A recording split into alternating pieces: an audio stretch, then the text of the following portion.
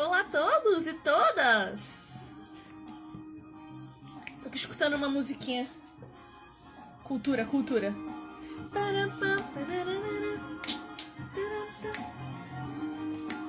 A vida é leve, gente. A vida é boa e agradável. Deus olhou e viu que era muito bom. E a gente tá aqui reclamando, achando tudo muito ruim. Por quê? Te pergunto, te questiono. Sejam todos bem-vindos, por amor a Cristo, estamos todos aqui. Gostaram da minha camiseta revolucionária? Gostaram? Eu não ouço mais Red Hot, não. Foi tempo da minha adolescência, hoje eu não ouço mais, não. Agora eu quero saber o seguinte. Cadê minha amada Ellen? Vou chamar.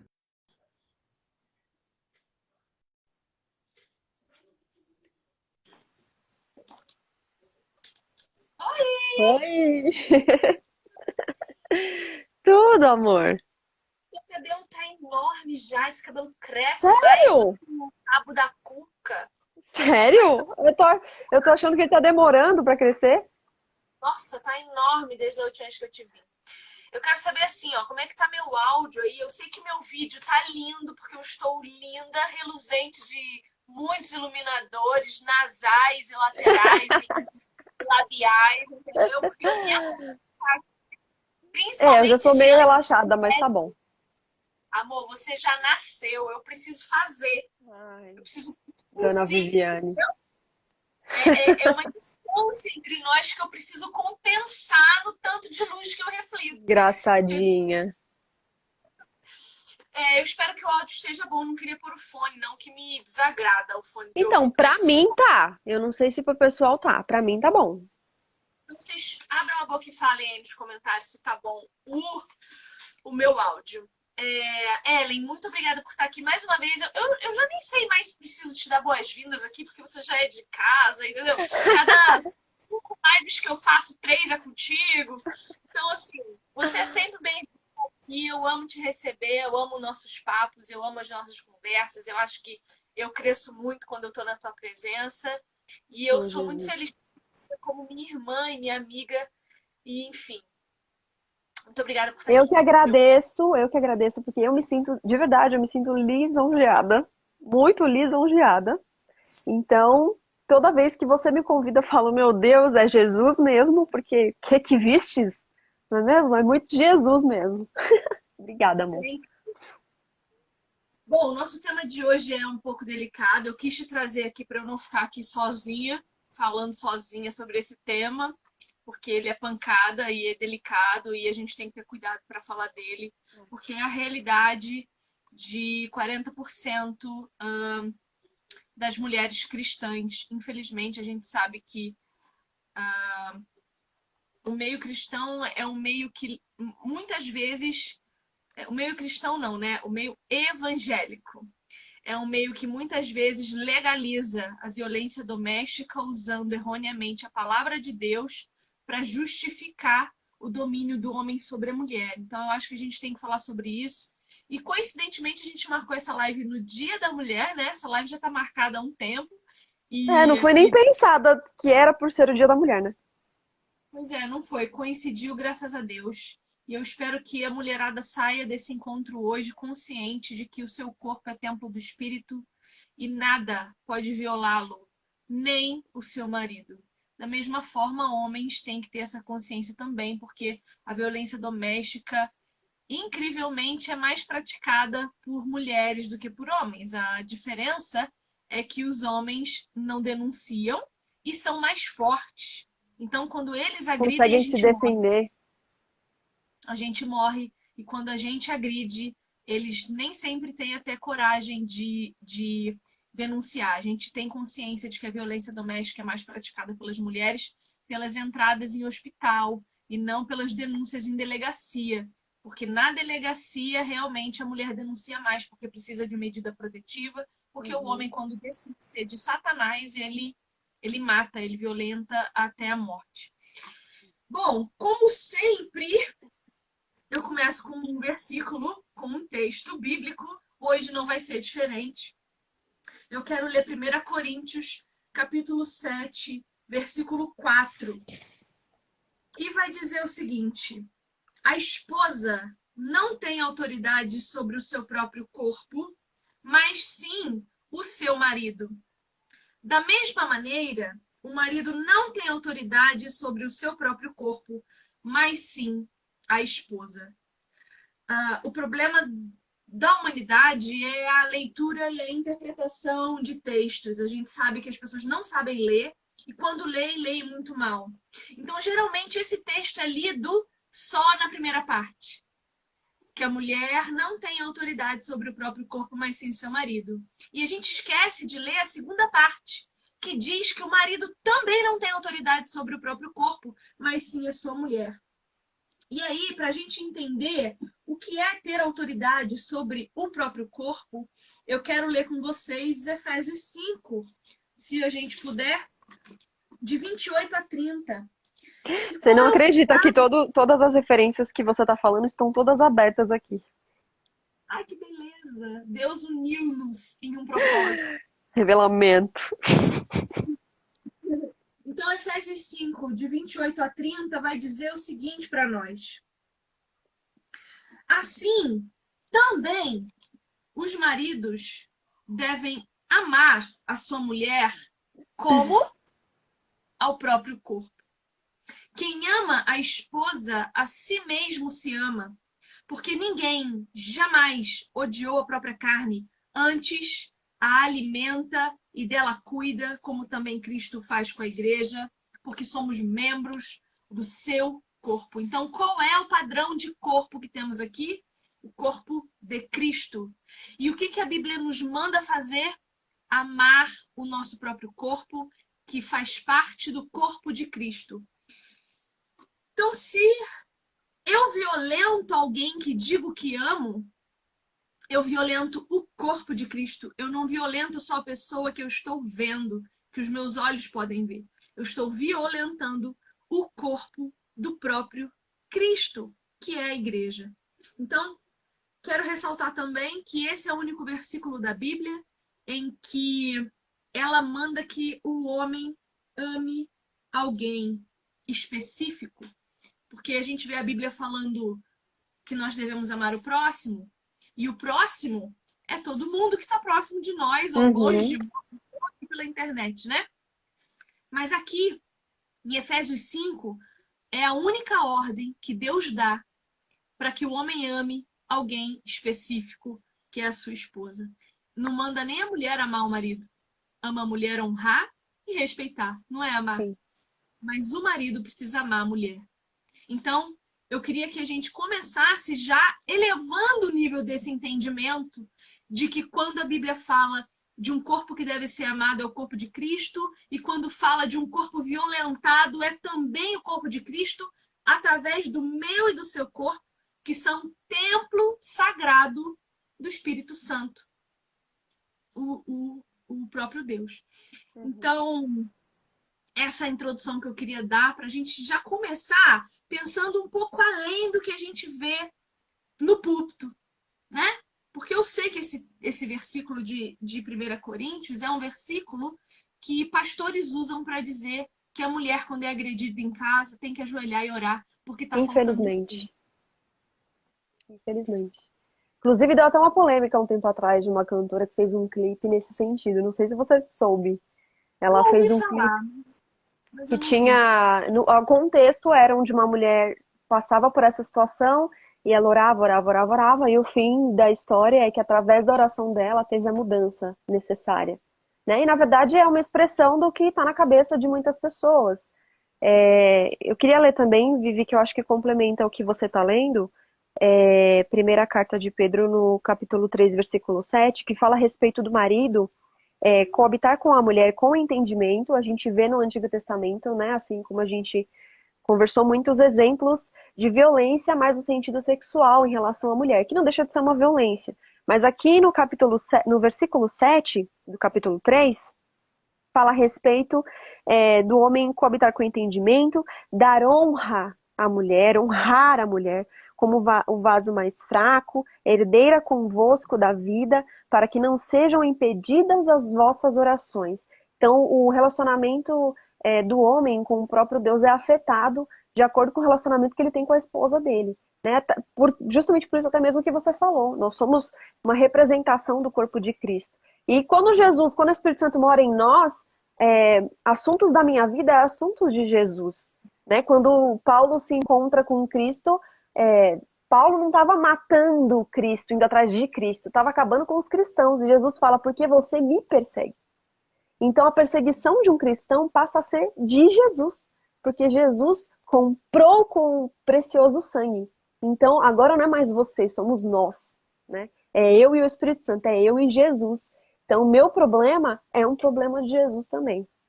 Exatamente. E a gente tem que saber se posicionar isso, né? Porque a gente precisa entender também de uma maneira mais elevada o que é uma aliança. Nós sabemos que a relação de Deus conosco é pautado em uma aliança. Começou lá atrás, quando Deus prometeu a Abraão que ele seria pai de grandes nações. Essa promessa, a mesma, foi reafirmada em Davi e ela é finalizada, a promessa ela é efetivada a partir da vida de Cristo. Então, quando Jesus vai para a cruz, ele diz para nós que a aliança dele para conosco com Deus, ela está firmada e ela será cumprida na sua segunda vinda. Então, quando a gente fala de aliança, a gente tem que pensar nessa aliança de compromisso de Deus conosco, de salvação, de redenção e de vida eterna.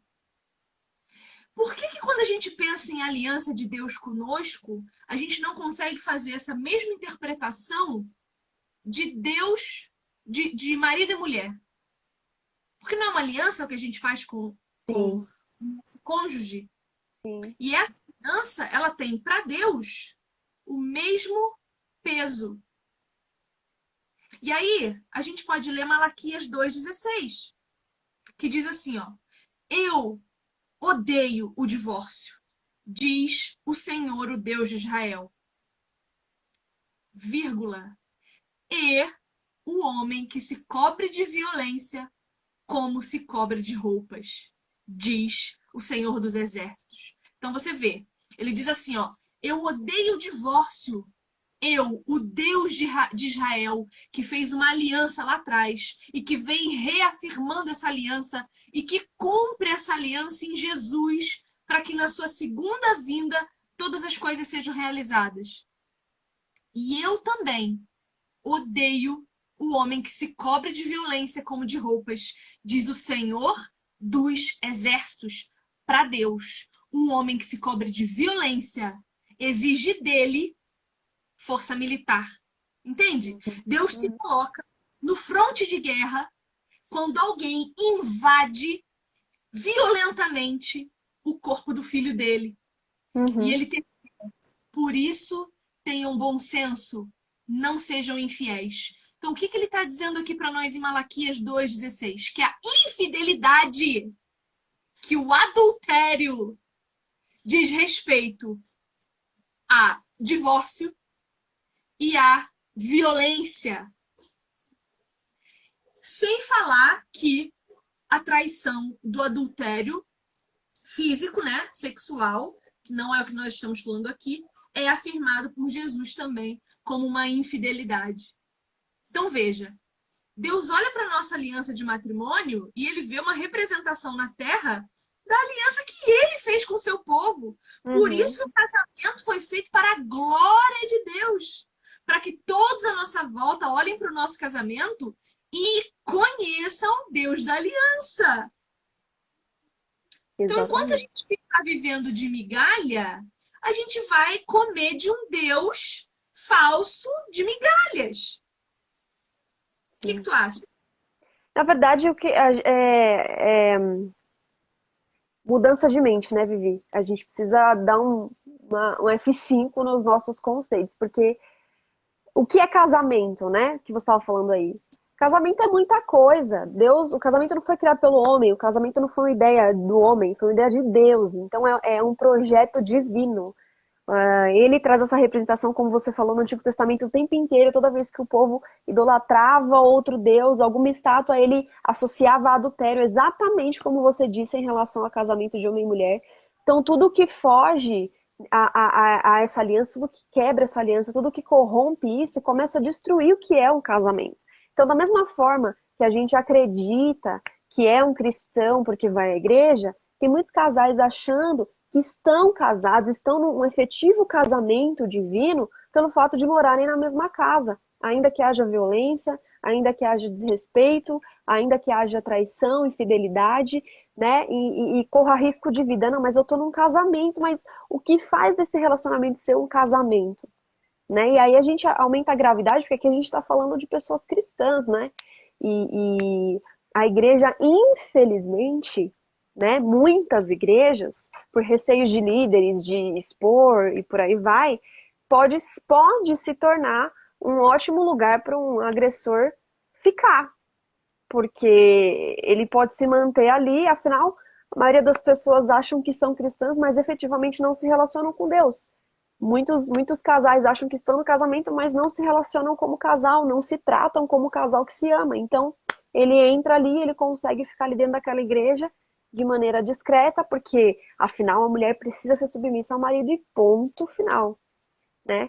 E trazendo essa gravidade desse assunto, né, a respeito da igreja, da gente como um corpo de Cristo que deve ser apresentado, que fala também na palavra de Deus, né? Cristo quer apresentar santo, sem mancha, sem mácula, né? Falta de repente de nós cristãos, nós cristãs, se a gente não está nessa situação, ficar mais atenta a isso, porque infelizmente algumas lideranças têm sido omissas a isso, né? Então prefere manter pessoas em sua igreja do que ter algum escândalo, porque esse versículo que você leu ali, a parte B, não é ministrada do homem coberto de violência. Só que Deus odeia o divórcio. Então, se Deus odeia o divórcio, eu não quero minhas irmãs divorciadas. Então, continuem assim, vão buscar o Senhor, vão orar e Deus vai fazer por você. Pois é. O problema é que o divórcio ele acontece antes do papel. Quando você assina o papel, o divórcio já aconteceu dentro da sua casa. Assim como você, quando transa antes do casamento, o casamento já foi assinado por você. A Uhum. sua alma, o seu espírito já está em conexão eterna com aquela outra pessoa. Não há mais o que você possa fazer. Só que quando a gente pensa em mulheres que se submetem aos seus maridos, a gente tem que pensar que isso trata, o texto trata de homens de Deus. Eu me submeto a um homem que entendeu quem Deus é e que ama mais esse Deus do que me ama, que me exorta, que me repreende quando eu preciso, né? Que me coloca no meu devido lugar de submissa a Cristo E quando eu até que estou não me sendo. ouve quando eu estou contra a palavra de Deus, né, Vivi? Exatamente. Só que nós, enquanto solteiras, estamos fazendo o quê? Pegando qualquer porcaria que nos apresente. Pegando qualquer homem que vira a esquina e diz que é cristão. Sendo que ser evangélico é muito diferente de ser cristão. Sim. Muito diferente. Evangélico é aquele que vai lá no domingo, faz o que tem que fazer. Amém, Jesus, glória, aleluia, volta para casa, fecha a Bíblia e sobe de novo domingo que vem. E que lê e que nem entende o que está lendo. E que medita e nem sabe o que está meditando. Quando vê, está pensando na vizinha. Então a gente precisa levar a sério o tipo de escolha que a gente faz. Porque eu tenho visto, ouvido mulheres completamente destruídas porque deixaram que suas carências escolhessem homem para elas. E que tipo de homem a gente consegue encontrar quando está carente? Que tipo de pessoas nós somos quando deixamos que a nossa carência domine a nossa racionalização de Deus? Uhum. Que tipo de mulher eu sou quando Cristo não é suficiente para mim? Eu vou ser uma mulher absolutamente dependente emocional de qualquer um que me oferecer uma migalha de pão. Deus, ele cuida de nós o tempo inteiro, ele nos dá o livre-arbítrio de escolhermos alguém, mas o Espírito Santo está pronto para ouvir a gente perguntar, Espírito Santo, me direciona, me mostra. Porque muitos dos agressores, às vezes, eles não vão se apresentar com ignorância para você, não vão de primeiro impacto dar um tapa na sua cara, na primeira briga, não já vai te empurrar, te jogar no chão. Bem provável que o início desse relacionamento seja muito amigável, que o cara seja muito romântico, que o cara entregue flores e te trate super bem. E aí você vai ter que ter uma inteligência emocional, um discernimento do espírito para se controlar nesse sentido de carência, dar uma segurada e ser uma mulher de Deus. Estar atento ao Senhor e estar atento no que você observa, né, nesse rapaz. Quantas mulheres não conseguem sair desse ciclo depois que se casam, porque fica nessa crise de poxa, hoje ele me deu um tabefe, mas ele estava estressado, ele estava cansado do trabalho. Quem não se cansa, não é mesmo? Poxa, ele estava estressado e aí não deu tempo de eu preparar a janta para ele. É por isso que ele me deu um tapa, mas tudo vai melhorar. Isso acontece, é fase. Então, esse auto-engano é uma demonstração clara de falta de confiança no Senhor, de pedir ajuda do Espírito Santo de Deus para nortear esse princípio. Se esse princípio de escolher antes de casar for rejeitado, aí complica demais.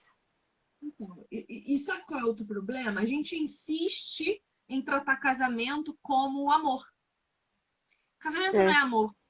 é. Casamento é propósito. É eu encontrar alguém que entende Deus do mesmo jeito que eu e que quer servir a Ele do mesmo jeito que eu e que espere nele assim como eu.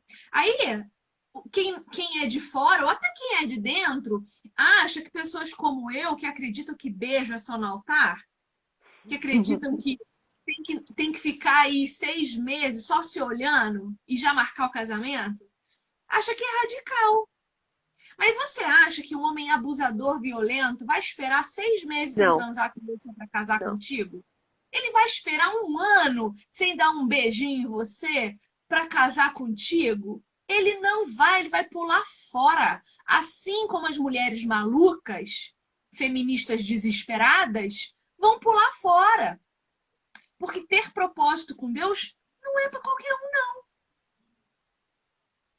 Ter Verdade. propósito com Deus é só para gente de Deus. Ninguém dá conta disso daí. Então, se eu não me coloco na posição de decidir fazer com que o outro se submeta a Deus como eu, o problema é que eu não quero também me submeter, né?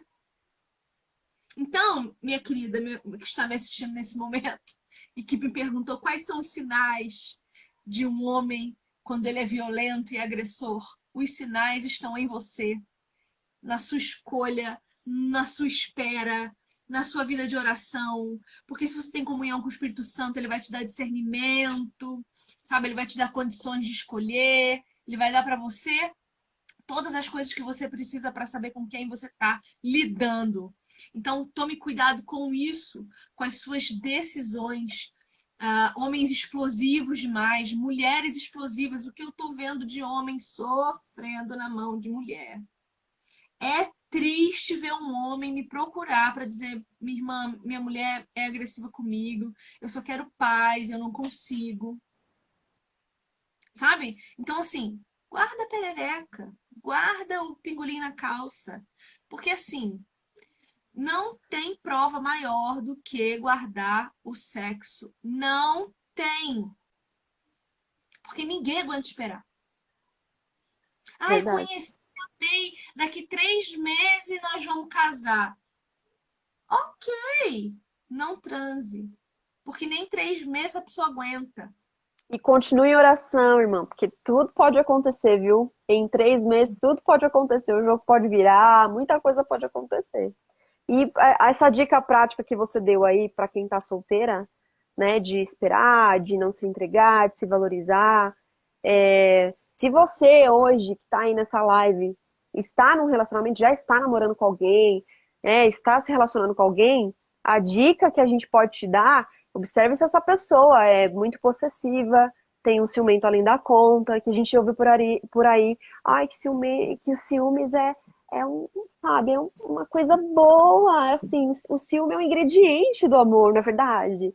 Então, tem muita gente maluca, possessiva, Você não pode conversar com seus amigos, você não pode ter tempo com a sua família, né? Muitos abusadores, principalmente homens e mulheres, mas principalmente homens também têm a tendência, às vezes, de isolar a pessoa, de afastar da família. Isso tudo dá pra você observar antes de casar. Isso tudo Olha, dá pra você conseguir pegar antes. homens saudáveis querem que suas mulheres tenham amigas. Porque eles não vão dar conta de ouvir tudo que você tem para dizer. E eles vão querer também ter o futebolzinho dele, sair com os amigos dele, pelo amor de Deus. Dê sossego. Você não é Exatamente. propriedade de ninguém. Não é. A gente está falando no texto de 1 Coríntios de autoridade. E autoridade exige respeito e cuidado. Entende? Não ceda à pressão de quem não está na tua vida. De quem não responde por você. E aí eu quero entrar num assunto que é um pouco delicado, mas eu acho que eu tenho que falar sobre isso. Muitas mulheres hoje, pautadas em conceitos ideológicos, extra-bíblicos, elas acham que tudo é comportamento abusivo. Tudo. Eu mesma já passei por isso. Quando eu terminei o meu relacionamento com meu marido, a gente se divorciou, eu saí falando para todo mundo que ele era abusivo. Por quê? Porque eu era grossa, estúpida, arrogante e ele era de volta. Porque eu não o respeitava e ele brigava e parava de falar comigo. E aí, nós que não estamos mais reconhecendo o nosso problema enquanto mulheres, nós saímos achando que o problema está neles, porque eles não suportam mais. Então a gente tem que tomar muito cuidado para ver também o nosso comportamento. E aí eu não estou falando de violência, não estou falando de agressão. Estou falando do que nós estamos acostumadas ultimamente a chamar de violência psicológica. Nem tudo é violência psicológica. Você sabe que você está sendo psicologicamente violentada quando você não consegue se relacionar com mais ninguém, com amigos, com pessoas, com família. Quando você é privada da sua liberdade, do seu direito de ir e vir. Quando a Quando autoestima você... também é Então, destruída. então, a gente tem que tomar cuidado porque, às vezes, a responsabilidade da ação do outro é nossa também. Agora, levantou a mão e bateu, acabou. Não espere a segunda. Não espere. Gritou, levantou. Amor, ameaçou. Não, não espera a segunda. Vai embora. E é grande a porcentagem, Vivi, de mulheres que esperam até, sabe, até as últimas. Elas esperam demais para fazer alguma coisa. Às vezes outras pessoas começam a perceber que tá acontecendo alguma coisa com ela, para depois ela ter coragem de fazer alguma coisa. Elas Sim. postergam muito, existe uma falsa esperança muito grande. E muita mulher se considerando uma super heroína no sentido de eu consigo mudar esse rapaz, eu consigo mudar meu marido, né? Achando que ela pode mudar ele e ele vai deixar de ser quem ele é, ele vai deixar de ser violento, ele vai conseguir melhorar, não, eu vou conseguir ajudar, enfim. Uma pessoa que violenta outra nunca vai deixar de violentar. Nunca. Não existe isso. Ah, mas ele me bateu hoje, mas não existe. Não aceite. É só isso. Não aceite violência, homem ou mulher. Ó, uma bonita aqui tá perguntando: meu marido sempre foi muito reativo. Hoje eu não sou mais agressiva, mas ele é sempre reativo. Por quê? Justamente porque você moldou essa característica nele. Você ensinou É. para ele que você é uma louca, desvarada, descontrolada. E agora, para ele esquecer isso e começar a entender, leva tempo. Porque você já marcou ele em lugares que tem ferida, que precisa ainda virar uma cicatriz, que precisa ainda passar cicatricure para ver se diminui. Eu levei 3 anos para conseguir provar ao meu marido que eu tinha verdadeiramente sido convertida por Jesus. E ainda assim, de vez em quando, ele lembra de alguma coisa. Entende? Porque eu preciso Uhum. matar a Eva que habita em mim todos os dias. Sim. É, Então, Ai, desculpa, Vini, fala. só- Às vezes a gente tá vendo algumas coisas que o pessoal tá escrevendo aí, e se você tá casada com uma pessoa que tá numa situação semelhante, você precisa cair fora, porque se de repente essa pessoa só vai à igreja, eu tô dando um exemplo dar um exemplo do homem, né? Porque tem força física, enfim, vou ficar nesse sentido. Mas se você está casada com um homem que te violenta e você acha que você vai fazer alguma coisa, o primeiro passo é você cair fora, porque você está correndo risco de vida. E se você acredita que ele não é convertido ou que ele possa experimentar Jesus, quem vai fazer isso não é você. É o Espírito de Deus. Às vezes a mulher que insiste em ficar nesse casamento mais atrapalha o agir de Deus na vida do homem do que ajuda. Então, precisa cair fora. Precisa a tá, gente não a gente não é um experimento social de conversão, de retaliação, de transformação. O meu corpo não pode ser submetido a talvez conversão do outro. Até porque, se essa pessoa se converte, ela não merece mais o meu corpo que ela violentou. E aí eu preciso uhum, falar: sexo não consentido dentro do casamento é estupro. O teu marido te procurar, né? Aquela coisa dele vir faceirinho pra cima de você, delícia. Agora, já teve mulheres que relataram pra mim que acordaram de madrugada com o marido dentro delas, assustadas, apavoradas. O seu marido não pode fazer isso com seu corpo. Ele não é o teu proprietário. Ele é o responsável por você. sim. Quando uma Ele mulher tem. sai dessa situação, Vivi, não é só a vida dela, é a vida da descendência dela que está sendo livrada de algo. Imagine crianças crescendo num ambiente desse. Então, quando uma mulher sai de uma situação como essa, né, por mais que de repente muitos cristãos possam achar um escândalo, um divórcio nesse sentido, mas quando ela sai de uma situação como essa, a descendência dela é livrada de viver uma coisa como essa. Imagine meninos assistindo a sua mãe apanhando dentro de casa, crescendo e se acostumando com esse tipo de comportamento. E aí eu preciso dizer uma coisa que falo por experiência. Um homem que violenta uma mulher violenta as próprias filhas. Um homem que agride uma mãe, ele agride as filhas. A gente não pode aceitar violência dentro de casa, porque essa violência tende a crescer. Um homem que agride mulher, geralmente, em 99% dos casos, é pornográfico.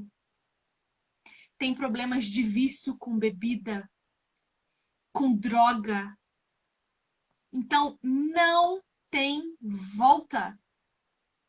Não adianta. E mesmo que ele se arrependa em Cristo, não adianta. Não volte para esse homem. Primeiro, porque ele está impedido de casar de novo, mesmo que seja com você. E segundo, porque a memória dele não apagou porque ele se converteu. E É um pode ser, processo. é todo um processo. Não é porque ele não está mais endemoniado com o demônio dentro dele que o demônio não vai ter influência na vida dele. Uhum, E muitas vezes eu e você sabemos que Satanás nos influencia mais do que a gente permite que o Espírito sim, Santo nos domine. Porque o sim. pecado está. Nós pecamos. Então não adianta. E assim, ó, mulher que vai à igreja, que tem liderança e que acha que o cara bateu em casa, tem que correr para a igreja, não faça isso. Vá para uma delegacia.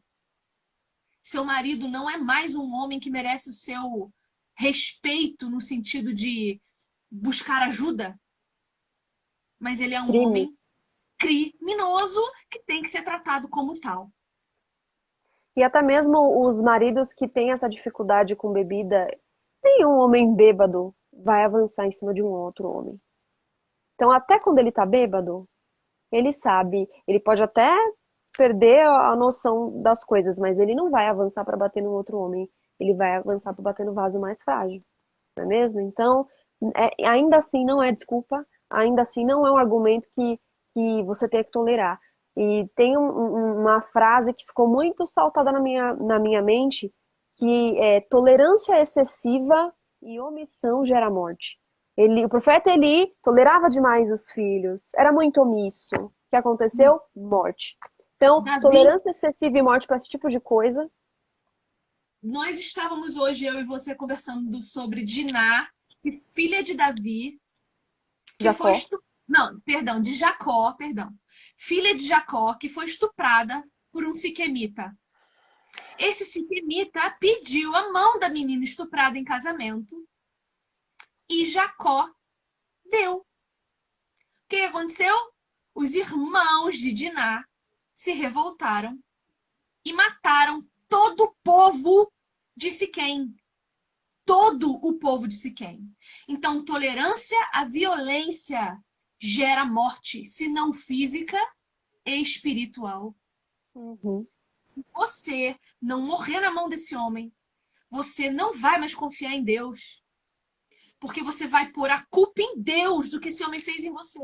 E aí você está errada duas vezes: em ter tolerado e em ter abandonado o Senhor. Exatamente. Então Exatamente. é importante que a gente saiba que a violência doméstica é intolerável. E aí eu quero, antes de eu ir para o próximo tópico desse assunto, eu quero repetir a frase de uma maravilhosa que eu li hoje nos stories dela. Ela é lá da igreja do pastor Anderson Silva, da Vivo por Ti, a Negrete. E eu quero repetir aqui uma frase que ela postou aqui. Eu vou ter que escrever um texto sobre isso depois. Ela falou o seguinte: nós mulheres precisamos parar de chorar em conferência de cura e ir estudar teologia. Porque se a gente vai estudar teologia, a gente vai saber quem Deus é e o que ele tolera e o que não, e o que ele chama de casamento e o que não, e o que ele chama de matrimônio santo e o que não, o que ele chama de marido e o que ele diz que é um ímpio, que deve ser abandonado à própria sorte. Exatamente. Mulheres com filhos que estão na mão de um abusador. O abusador vai abusar do seu filho. Vaza. A real é essa. Falo por mim. Falo por mim. Não aceite, certo? Bom, violência doméstica. Agora eu quero que a gente fale sobre violência doméstica contra a criança. A gente tem muito polêmico esse tema porque a Bíblia nos fala da vara da disciplina. Eu acredito que existe o tapinha no bumbum que mostra para a criança que a atitude dela tem uma consequência que dói na carne. Sim. Não estou falando de violência como fala? De Agressão, agressão. Estou falando da disciplina. De correção. você mostrar para o seu filho que ele merece uma correção. E isso você não faz na hora da raiva, isso você não faz logo depois que a coisa aconteceu. Você vai respirar, você vai orar e aí depois você vai disciplinar o seu filho. Mas eu também acho que isso tem limite. Passou dos 10, passou dos 12, até os 13, será? Dependendo do tamanho da criança, acabou. Não tem mais o que você possa fazer.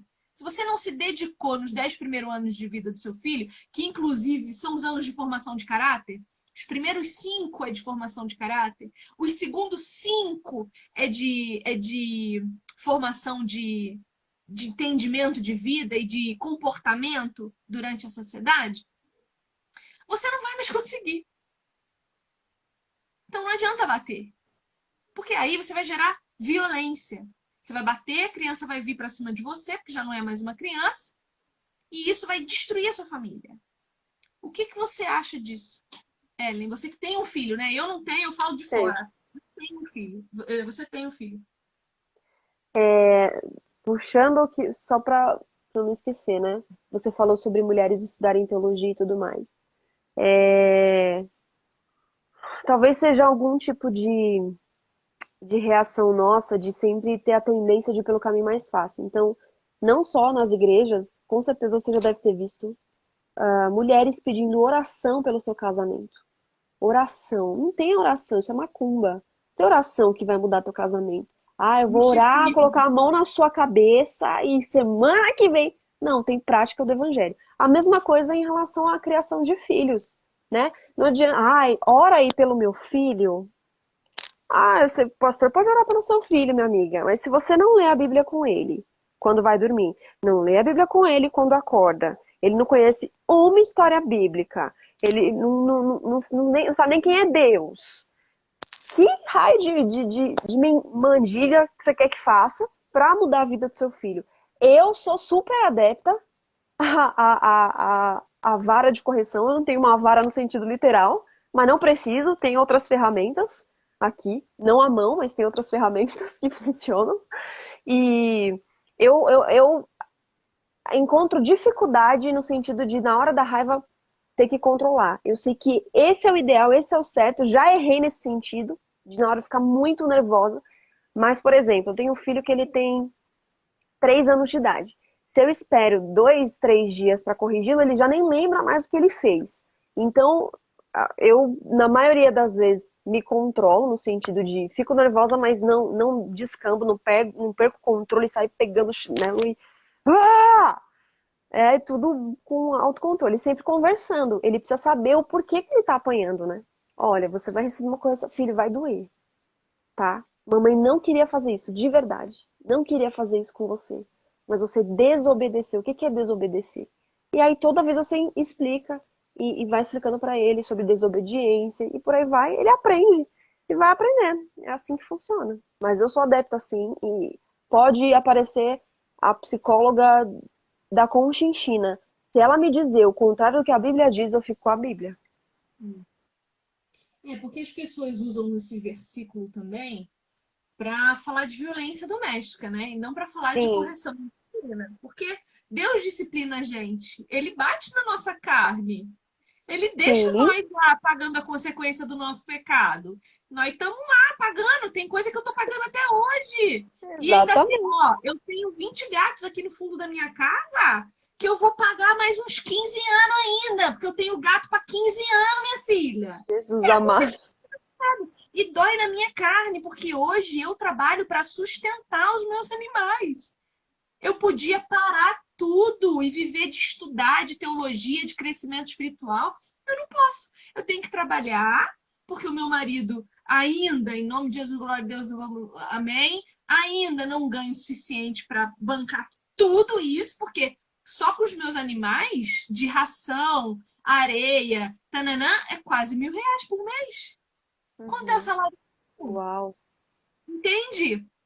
Então, assim, eu pago na minha carne. Sim, Então, essa criança, ela precisa entender que vai doer na carne dela. Mas não é para deixar roxa a perna, sabe? E essa violência precisa ser parada. E se você tem um vizinho que espanca o filho, denuncie. com Vai certeza. lá, primeiro assim, né? Vai lá, exorta, pergunta o que está acontecendo, dá uma sondada. Ô, oh, tá tudo bem? Aí escutei a criança gritando, sabe? Para a pessoa saber que tem gente ouvindo o que ela tá fazendo. Uhum. Agora, não mudou, meu amor. 180. Violência contra a mulher. Sabe? Sim. A gente tem que trazer essa consciência, Vivi, porque a gente tem muito dessa de. Eu vejo muita postagem, né, de irmãos em Cristo do tipo, cada um cuida da sua vida, né? Sim. E a gente tem muito receio, às vezes, de se intrometer, e tem aquela frase, né, de briga de marido e mulher, não se mete a colher. A gente sabe que tem muitos casos recorrentes, muitas, às vezes, infelizmente, muitas mulheres cúmplices do que acontece com os seus próprios filhos dentro de casa. Então, esse receio eu sei que é muito grande, mas a palavra de Deus fala: se aquele que sabe fazer o bem e não faz, ele tá pecando. Viu uma situação dessa? Já era, o assunto é teu também. Então, não tem como fugir. É necessário fazer algo mesmo. Se Jesus visse, se ele estivesse passando na sua rua e visse uma criança sendo violentada, ele ia dizer: não, eu que não me meto ali, porque não é problema meu. Não, é problema nosso, sim. Eu, se escutar alguma coisa, meu filho, eu já quero saber, eu já saio lá no meio da rua para saber o que está acontecendo. Comigo não, não tenho filtro. Tem uma pergunta aqui. Hum, O que leva o homem a bater? Quais os gatilhos? Eu tenho uma não ente- palavra só. não entendi, Vivi, a pergunta. Deixa Desculpa. eu ver se a perguntinha aparece aqui para você. Ó. Aparece para você. O que leva um homem a bater? Não. Quais são os gatilhos para isso? Histórico familiar? Traumas? O que leva um homem a bater é falta de caráter. Porque trauma nenhum te leva a violentar outra pessoa, meu bem. Você escolhe fazer isso. É, É falta de... deixa eu até complementar a sua resposta, Vivi. Independente da religião das pessoas, existe uma moral dentro de todo ser humano. Inclusive no livro do C.S. Lewis, A Abolição do Homem, no final do livro, ele dá várias referências de vários tempos históricos, aonde o ser humano dentro de si, ele tem aquela consciência que ele sabe o que é certo e o que é errado. Então, ainda que ele tenha sofrido isso quanto mais novo, e isso acarrete muitos traumas e problemas futuros, ele sabe que é errado. E uma pessoa Sim. que tem compulsão por fazer o que é errado, ela vai buscar ajuda. E aí, aonde que eu justifico isso? Nós temos em nós o sopro de vida de Deus, que é o nosso espírito. E esse espírito não deixa de ser de Deus porque está em nós. Sim. E é nele que vem para nós o nosso senso de moralidade. Porque para você pecar, te dói. Com o tempo você até se acostuma com o seu pecado, mas ele nunca vai ser comum para você. Nunca. No fundo, você vai sempre saber que você está fazendo besteira. Eu Sim. pequei até os 30 com o feminismo encrulhado na minha cabeça. Saúde, amém, Jesus. Não é corona, amém. E toda vez que eu fui grossa com meu marido, estúpida com ele, toda vez que eu pequei, mesmo não sabendo o que era pecado, eu sabia que eu estava fazendo alguma coisa errada. E Sim. eu gostava de estar lá. Esse é que é o nosso problema. A gente gosta de desobedecer, porque a gente às vezes gosta mais de Satanás do que de Deus. Porque para estar perto de Deus exige sacrifício da gente. E a gente não quer sacrificar nada por ele, né? E até esse homem traumatizado, minha irmã, você que perguntou que eu não sei quem é você, ele não vai, se ele for pra igreja, ele não vai descer o tapa na esposa dele se ela irritar ele na igreja. Ele sabe que ali é dentro de casa quando ninguém estiver vendo. Por quê? Ele sabe que é errado. Exatamente. E porque ele é um covarde, desgraçado, que tem que ir pra cadeia. Ser apunhalado. Perdão, Deus. Deus, Não, o assunto é perdão. sério, é que você é uma figura. Pergunta. Por que muitas mulheres acostumam com o relacionamento abusivo do parceiro e chegam a achar normal?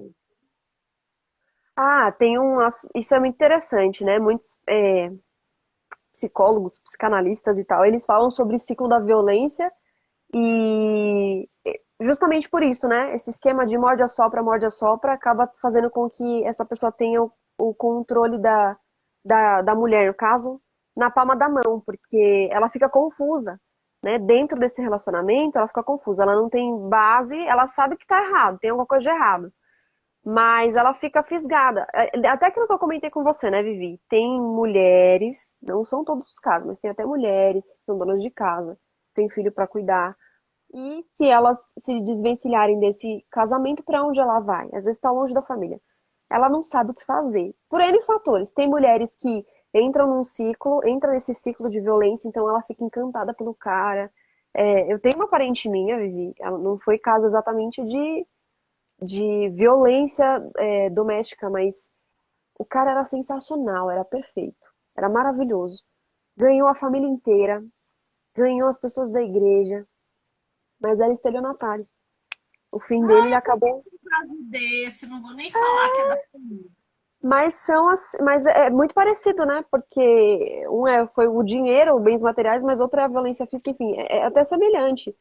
E o fim dele, ele acabou, enfim, infelizmente se matando. Mas é, existe esse ciclo e a mulher fica dentro desse ciclo até ela conseguir sair. Então ela fica encantada pelo rapaz, é aquela coisa maravilhosa, flores, dia da mulher, ai, rosas, tudo lindo e maravilhoso. Aí ele cerca essa mulher, né? E aí, quando acontecerem picos de estresse, momentos específicos, ele perder as estribeiras, ele dá na cara dela, depois ele vai fazer com que ela se sinta culpada. Ela fala, não, é porque realmente eu não fiz o que eu disse que ia fazer, eu chateei ele demais, enfim. aí tem a reconciliação, aí tem momentos bons, porque tem gente que pensa que agressão doméstica, né, violência doméstica, é tapa todo dia.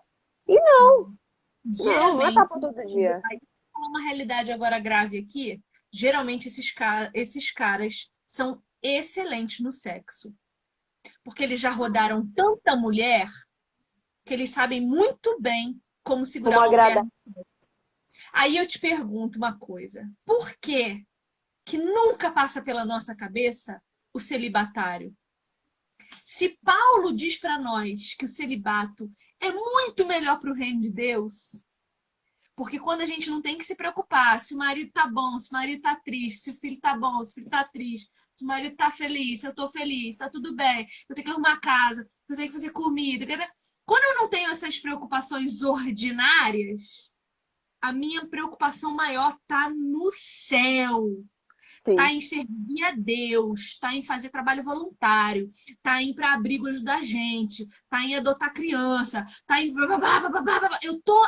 Cara, eu tô Todo violenta, vapor, né? eu tô indo pra eternidade, eu tô indo pra eternidade. Mas eu tô tão carente, eu me sinto tão sozinha, porque eu ainda não entendi que eu não estou sozinha, que eu preciso de um homem para me garantir alguma coisa que não existe. Porque a única pessoa que pode te garantir alguma coisa é aquela Jesus. que você não está enxergando para desejar tanto assim alguém que te complemente. Uhum. A gente não considera o celibato. Eu vou falar para você que eu tenho que até conversar sobre isso com meu marido. Volta e meia eu pergunto assim, sabe assim? Nossa, casei, né? Sabe? Gente, eu amo meu marido, mas eu fico, às vezes eu fico pensando assim, putz, 11h30 eu tenho que parar para cozinhar, mas eu não terminei de fazer o que eu tava fazendo. Meu Deus do céu, aí eu perco 3 horas cozinhando, lavando louça, e eu podia estar aqui, entende? Entendo. Porque o meu pensamento tá lá na eternidade, tá lá na eternidade. Eu quero fazer para o reino, eu quero estar lá, eu quero subir logo, eu quero que Jesus volte, eu quero ir embora, eu quero que isso tudo acabe, eu quero que Jerusalém seja nova. E é isso que a gente fala tanto para as mulheres: busquem ao Senhor, busquem ao Senhor, porque no momento que você entender que chorar na conferência por cura não vai resolver o seu problema, você vai pensar 2 vezes antes de casar. Você vai pensar 2 vezes antes de achar que um homem vai resolver teus problemas. Porque não vai, só vai te dar mais problema, mais aborrecimento, entendeu? Porque Não, e aí, além casar de você ter que. Não, e além de você ser responsável pela sua vida agora, geralmente, quando você se casa e você deseja ter filhos, aí você precisa passar todo esse contexto pro próximo. Porque agora, diante de Deus, essa criança é sua responsabilidade. Né? E tudo que você está semeando aí na infância, você vai colher na adolescência, na juventude, por aí vai. Não que, né, não vou responsabilizar 100% os pais pela vida adulta do filho, porque existe o livre-arbítrio, eles tomam as decisões deles, mas você se responsabilizou de criar mais um serzinho ali para servir a Deus, né? Então e isso é assim, muito sério. fazendo apologia ao não casamento, não, tá? Sim, Só tô sim. jogando a pedra aqui porque o casamento é bênção. Mas você tem que estar tão firmado em Jesus para que não se torne um problema que vale a pena pensar no celibato. E aí, lá na frente, se Jesus achar que você está pronta, aí ele manda um varão para você, você não vai nem perceber, você não vai nem, Quando né? você não quiser, na verdade, provavelmente apareça. Então, assim, tira do coração essa idolatria pelo matrimônio, porque nem sempre é tão boa assim. Na mesma intensidade que é muito bom, né? Todos aqueles bônus, aquelas coisas mais. Ter a intenção, é a mesma proporção do lado ruim. Bom, amor da minha vida, 3 minutos para acabar a nossa hora. Eu não passo de uma hora, porque eu acho que fica muito enfadonho para quem vai assistir depois e tudo. Até queria continuar conversando com você, mas acho que não precisa, acho que não tem necessidade.